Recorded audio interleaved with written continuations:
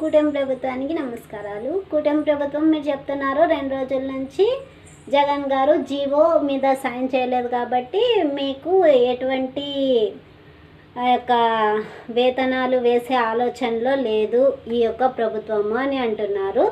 మరి వేసే ఆలోచనలో లేనప్పుడు ఇంతవరకు మమ్మల్ని సచివాలయాలకు ఎందుకు రప్పించుకున్నారు, ఎందుకు బిల్లులు పెడుతున్నాము అని మమ్మల్ని మభ్యపెట్టారు? అంటే మేమంతా తిక్క గొర్రెల్లాగా మీకు అందరికీ వాలంటీర్లు అందరూ అంతా తిక్క గొర్రెల్లాగా మీకు కనిపించారా ఇన్ని రోజులు?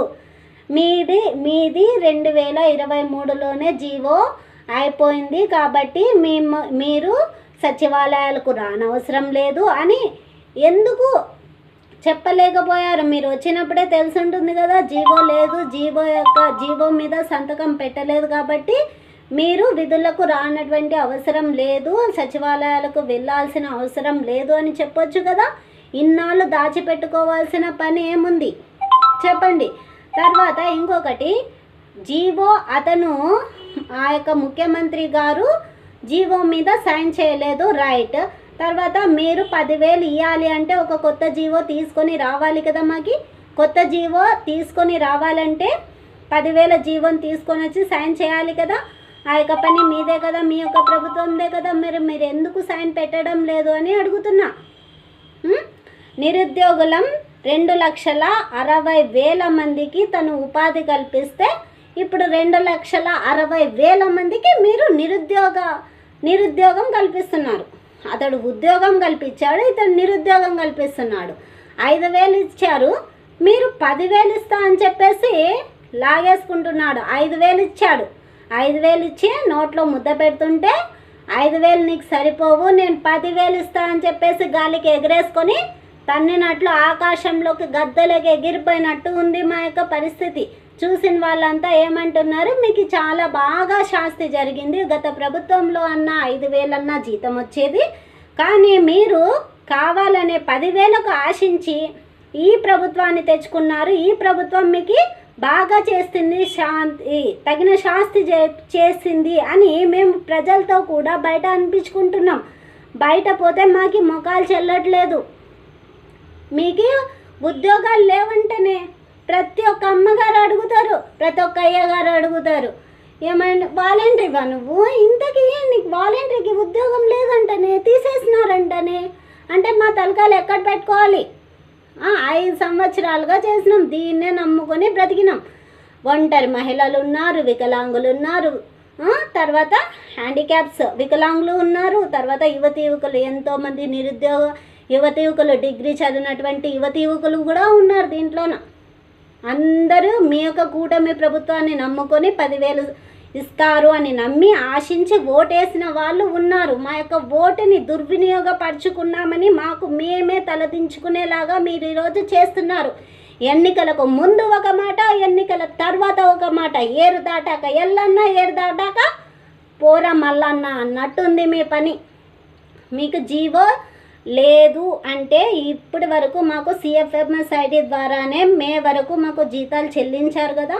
అంటే జనవరి 2023లోనే రద్దయింటే మరి ఇంతవరకు జగనన్న ఇంటిలో నుంచి తీసిచ్చాడా మాకు సొమ్ముని? 5,000 ప్రతి వాలంటరీకి లేదు కదా. ప్రభుత్వ ధనాన్నే ఖర్చు పెట్టింటాడు కదా.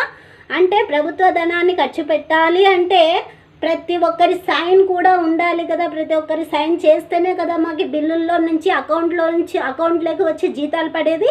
ఆ యొక్క సైన్లు ఎవరెవరైతే పెట్టింటారో వాళ్ళని పోయి లాక్కొని వచ్చి నువ్వు ఎట్లా సైన్ పెట్టావు, ఈ యొక్క జీవో లేనిదే వీళ్ళకి ఎట్లా సైన్ పెట్టడానికి నీకు హక్కు ఉంది అని చెప్పేసి వాళ్ళని నిలదీసి అడుగు నీకు ధైర్యం ఉంటే. అంతేగాని చిన్న వాళ్ళని అంటే డైరెక్ట్గా వాళ్ళని అడగకుండా కింద వచ్చి చైన్ని లాగితే ఎట్లా అవుతుంది చెప్పు?